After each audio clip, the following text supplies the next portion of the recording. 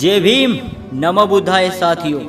दोस्तों, हर चमार महापंडित है, सूर्यवंशी है। आप भी जान लो चमारों के बारे में कुछ बातें। दोस्तों, हजारों वर्षों पहले एशिया महाद्वीप में एक राजवंश हुआ करता था जिसको इक्ष्वाकु या सूर्यवंशी क्षत्रिय कहा करते थे। इस राजवंश से सब घबराते थे। इसी वंश में भगवान गौतम बुद्ध, अशोक सम्राट, चंद्रगुप्त मौर्य जैसे महान सम्राटों ने जन्म लिया। लेकिन आजकल कुछ हिंदूवादी और ब्राह्मणवादी इस परिवार का हिंदूकरण करना चाहते हैं, जबकि सच्चाई यह है कि इक्ष्वाकु राजवंश चमारों का वंश है। चमार ही सूर्यवंशी क्षत्रिय हैं और बुद्ध के वंशज भी हैं। तो आइए चमारों जान लेते हैं कुछ ऐसी बातें। दोस्तों, पूरे भारत में जनसूत्रियों और लोक कथाओं में चमारों को ब्राह्मण बड़ा भाई बताता है। क्योंकि ब्राह्मण हिंदू धर्म का मुखिया है तो चमार बौद्ध धर्म का मुखिया है। इसीलिए चमारों की शादी में पंडित नहीं बुलाया जाता। रामायण और कुमराइल भट्ट की किताबों में बुद्ध को शूद्र लिखा गया है और रियल में भी चमार को ही मुख्य शूद्र माना गया है। अन्य जाति कभी भी निशाने पर नहीं आई।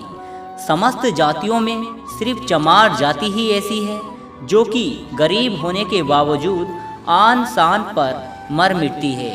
और इस जाति में आज भी राजशाही गुण झलकते हैं। चमारों का घर गांव के बाहर अक्सर होता है, क्योंकि चमार गांव के राजा हुआ करते थे। इनको ही गांव में ढीड बाबा कहा जाता है।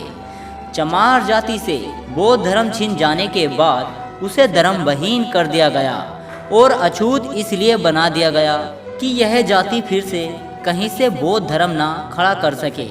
चमार जाति को शिक्षा नहीं पढ़ने दिया जाता था कि चमार अनपढ़ रहेगा तो यह खुद को अछूत समझेगा। कभी भी यह नहीं जान पाएगा कि चमार एक राजशाही खून है।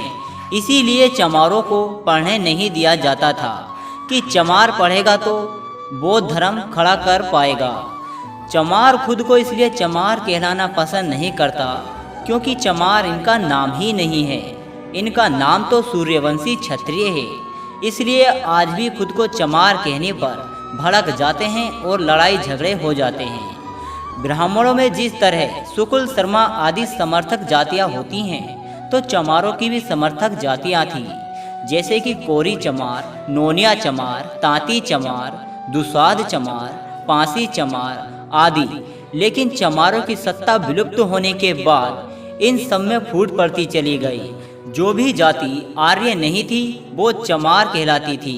और ऐसा आज भी है, चाहे मौर्य हो या नोनिया या दुसाध या अन्य शूद्र ब्राह्मण, सबको चमार ही कहता है। तो मित्रों, आपको यह जानकारी कैसी लगी हमें कमेंट करके जरूर बताएं। जय भीम, जय भारत।